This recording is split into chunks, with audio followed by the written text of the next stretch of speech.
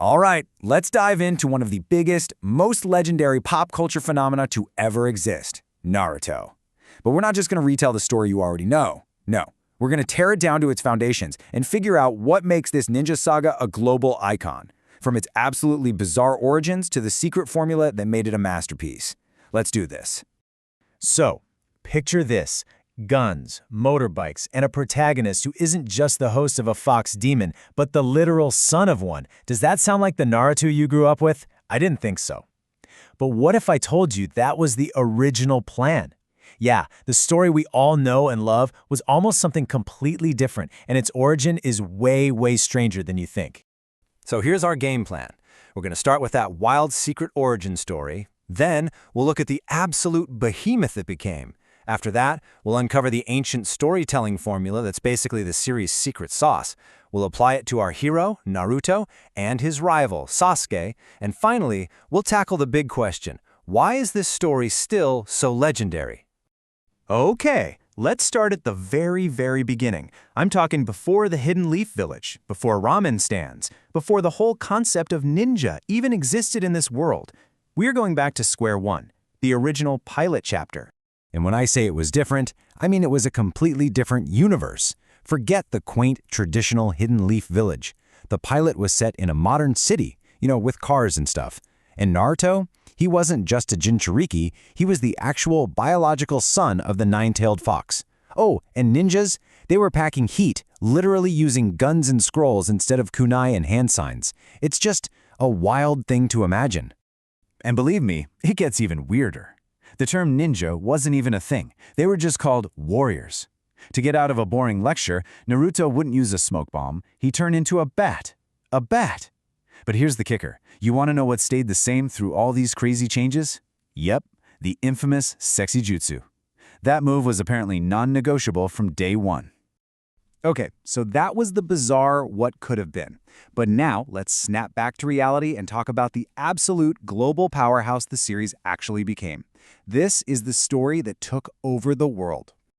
If you really want to grasp the scale of this thing, just look at this number. That's more than 1,000. That's the combined number of episodes from the original Naruto, Shippuden, and Boruto. We're not just talking about a long TV show here. This is a multi-generational epic. This timeline really drives it home. The franchise has been going strong since 2002. Just think about that for a second. Someone who was a kid when Naruto first aired could now have kids of their own who are watching Boruto. That is an insane legacy.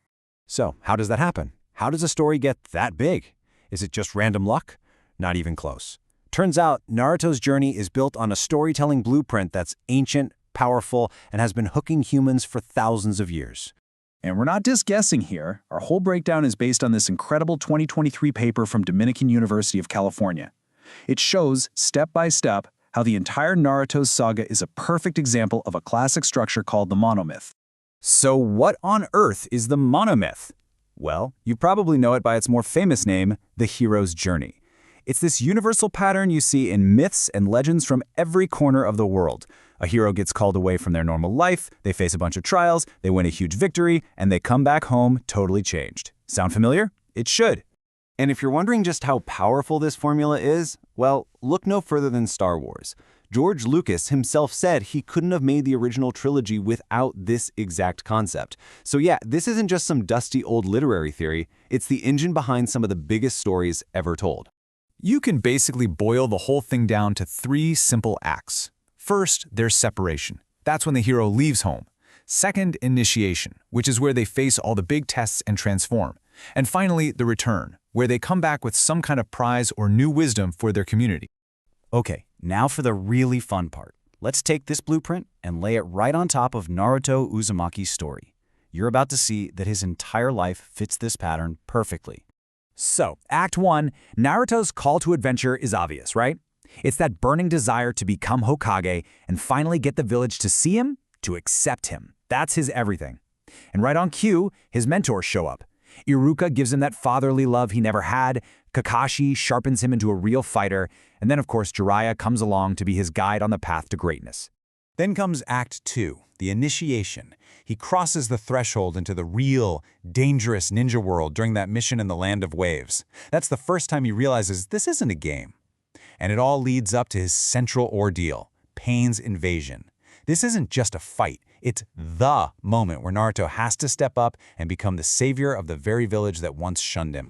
But here's where the story becomes truly brilliant. Naruto isn't the only one on a hero's journey. His greatest rival, Sasuke Uchiha, is on the exact same journey, but his is a dark, twisted reflection of Naruto's path. Just look at this side by side, it's amazing. Naruto's goal is to gain recognition, Sasuke's is to get revenge. Naruto gets a heroic mentor in Jiraiya, Sasuke gets a manipulative one in Orochimaru.